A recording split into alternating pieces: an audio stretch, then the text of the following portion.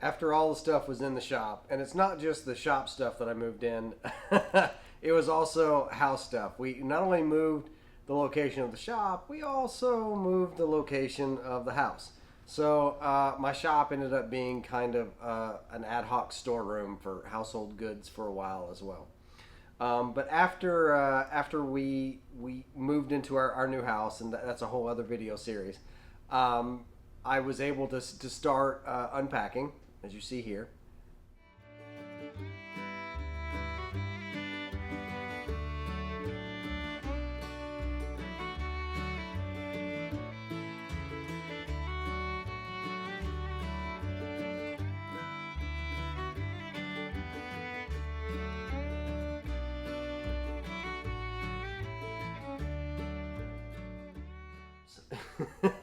And my first problem that I encountered was this manky, scary electrical. And I couldn't do anything. I couldn't run any welders. I couldn't run saws. I couldn't even run, the hydraulic forging press. So what I ended up doing was just rewiring the place. I talked to the owner of the building, the landlord, and said, "Look, this is what I'm planning on doing," and he was completely cool with it. And I ran better than code. I put a 100 amp panel in because that's all, as big as I can put in. I'd love to have a 200 amp or even three phase, but I can only put 100 amp in. And I ran conduit and then circuits for the welders and circuits for the saws, and I'm pretty happy with how the electrical turned out. Not happy with how it started. With conduit on the walls, good plug locations, and then my box labeled and organized both inside and out. I mentioned in the previous video that the office space for the shop was not really going to be used as an office. It was going to be used as my machine shop and where my 3D printers and that sort of thing were. And as I started working in there, moved some boxes out, yeah, I couldn't continue working in there. This happened. I was not super pleased when I found this little issue. Due to the nature of the building industry right now and trying to get people in to do things, it took like 6 weeks to get the asbestos abatement company in. Now, during that time, I couldn't use the shop, I couldn't use the machine shop, I was dead stop. So it gave me some time to rethink the layout of the welding area, the fabrication, my forge, the cabinet area, the cabinet shop area of my space. So it was nice to kind of pause and be able to take some care of some things at the house and all.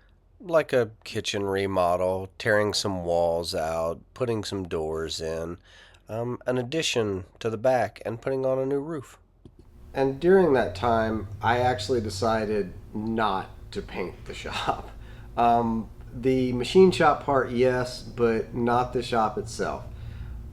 It just, I needed to get in, I needed to get it organized and working, and it was going to be a whole undertaking to do that. And I would rather spend my time making cool shit and doing cool shit than having bright white walls. So I did clean the walls up a little, but I didn't paint them. Okay, it looks better in here. First coat of paint on the ceiling and on the walls. It's not perfect, but it's getting there. Now, I chose a day where it was 95 degrees in the afternoon after my day job with the sun beating down on me. So I have sweated all the way through my sweet white painting overalls and gone through like 4 miles of water. I'm a little sunburnt with the sunshine coming in the window. Anywho, I'm gonna let this dry tonight and do some more painting. The office is really the only space that's getting paint. The shop, no, it's too big of a job. I need to get to work. I don't need to get to painting. So the shop is done. So 3 coats of paint, and I went ahead and put in an organizer here. Ceiling paint, wall paint. This comes out this week, and then I've got my shelves up, or at least the brackets. That I hadn't cut the shelves yet, but not too shabby. All right, so I just need to do the floor and move in. First coat. Well, the first coat is dry. I could probably get away with one, but yeah, it's not how I roll. So I'm gonna put another coat here, and then put the cove in. Second coat of paint, and the coat is on and drying, and I went ahead and moved the lathe and the mill in. We'll get the rest in. Just as I was done painting, my new anvil and swedge block showed up, as well as the forging press from Coal Iron Works, Hulk Smash. And then the 25-pound little giant from Andrew Alexander and his wife Cece showed up. I've said it before, there's a whole other video, amazing, magnanimous gift, and it just absolutely made my shop just that much better. One of the things that I mentioned in the previous video was that space above the machine shop area, above the office, it needed to be rebuilt. And absolutely, I ended up putting 3/4 inch tongue and groove plywood up there, and putting some storage shelves, and it's great. It's great for storage. I'm really happy with it. I did mention that I was going to rebuild the ladder. I haven't done that yet, and I don't know if I will, just because I don't go up there as much. I don't use it as a mezzanine. It's just kind of an off-service kind of storage area. But I'm really pleased on how it turned out and how useful it is and how much floor space it actually frees up, and it works out really well. My previous shop was somewhat disorganized, and part of that's me, and part of it's just the size of the shop and the amount of crap that I had crammed in there and all the things I tried to do.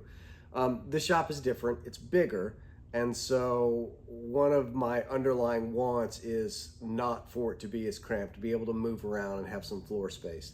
The mezzanine absolutely will help with that, and I've done some other things to get material and tools off the floor and tucked away when not being used to give me some of that floor space. I have done some racks for steel and wood. I hung the air filter. I finally have my penny farthing, my bone shaker, up, and I've got flags hung.